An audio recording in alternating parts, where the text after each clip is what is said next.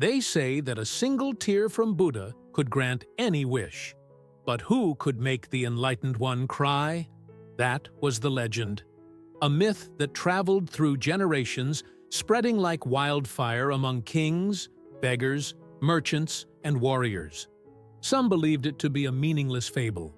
Others, a hidden truth, a secret capable of changing anyone's fate. And so, an endless caravan of seekers set out towards the Master. They came from all corners of the known world, each bringing their own strategy to extract a tear from Buddha. The first to try was a powerful king, the most handsome of his generation.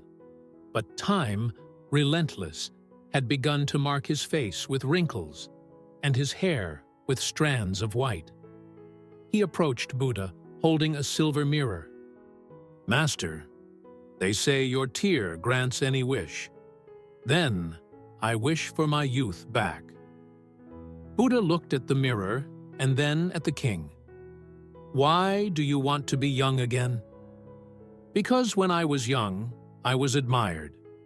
Everyone looked at me with respect and desire. Now, I feel like just an old man waiting for death." Buddha smiled gently. "You wish for youth because you think it brought you happiness. But tell me, when you were young, did you truly feel complete? Or did you spend your time fearing the day you would grow old?" The king swallowed hard. "The fear of time prevented you from enjoying your youth. And now, it prevents you from enjoying your old age." The king lowered the mirror. For the first time, he accepted his reflection. But Buddha did not cry. The second man was a war general. He knelt before Buddha and said, "Master, I have fought for years against my enemies. I have seen my brothers fall on the battlefield. War destroys everything I love. But if your tear can grant a wish, then I wish for peace." The monks around watched with anticipation. If a request like that wasn't worthy of a tear, what would be? Buddha took a deep breath. The peace that comes from a tear is not true peace. But the war continues. People die every day. How can you not cry? Because as long as man desires peace for himself, without desiring peace for his enemy, war will never end. The general bowed his head, defeated. Buddha did not cry. An elderly woman approached Buddha.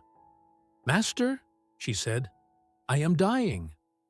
Buddha looked at her, and his eyes showed neither surprise nor sadness, only acceptance.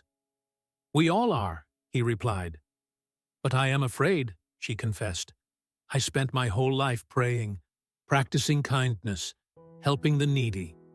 But now that death approaches, I feel terror. I do not want to leave this world." Silence filled the temple. "If your tear can grant any wish, then I wish for only one thing, not to be afraid of dying." Buddha took a deep breath. "My daughter, the fear of death exists only because you think there is something to lose. But what do we truly own? Nothing belongs to us. The body, the mind, time, all of it passes. But the love you gave, the compassion you cultivated, the kindness you spread, those things never die." The woman smiled. And then, serenely, she lay down right there, took a deep breath, and departed. The monks lowered their heads in silence. But Buddha did not cry.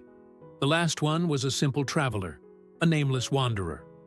He sat before Buddha, looked at the Master, and simply asked, "Master, do you feel pain?"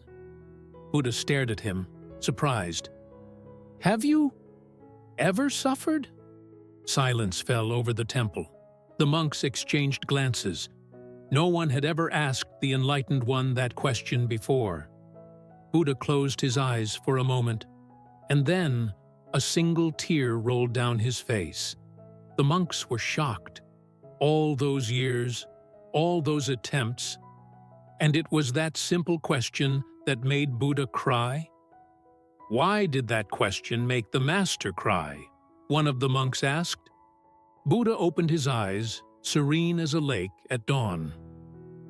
Because true compassion is not in trying to take something from another, but in wanting to understand them.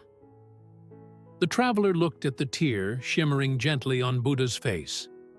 Everyone held their breath. With that single drop, he could wish for anything. He could ask for unimaginable riches, eternal love, endless life, a cure for all suffering. But he did none of those things. With a calm and natural gesture, he simply raised his hand and wiped the tear from Buddha's face. The monks widened their eyes. "What are you doing?" one of them asked, surprised. The traveler smiled. "Why wish for something that is already within me?" he replied. "Any happiness born from a wish would be just an illusion. True happiness was never outside. It was always inside me, just as it is inside all of us." A deep silence took over the temple. Buddha looked at the traveler and, for the first time, smiled in a different way, like someone recognizing another who had finally understood. The monks bowed their heads, reflecting. The traveler asked for nothing. He kept nothing. And yet, he was the only one who truly received everything. Then, he stood up and left, leaving behind not a tear, but a lesson that would never be forgotten. This story teaches us a profound lesson about the nature of desire, suffering, and true compassion. Everyone who sought Buddha's tear was focused on their own needs and pain, trying to take something from him that they believed would solve their problems. However, it was only when someone showed a genuine interest in understanding the master that the tear finally fell. This reflects an essential truth about life. We are often so caught up in our own struggles that we forget to look at others with true empathy. The traveler who asked if Buddha had ever suffered showed that true compassion is not about asking, but about understanding. He realized that happiness does not come from granted wishes, but from accepting that it has always been within us. In the end, the one who asked for nothing was the one who truly received everything. True enlightenment is not about possessing something external, but about understanding that peace and fulfillment have always been within us. If this video was meaningful to you, don't forget to like, subscribe, and share your thoughts about the story in the comments. Your feedback means so much to us.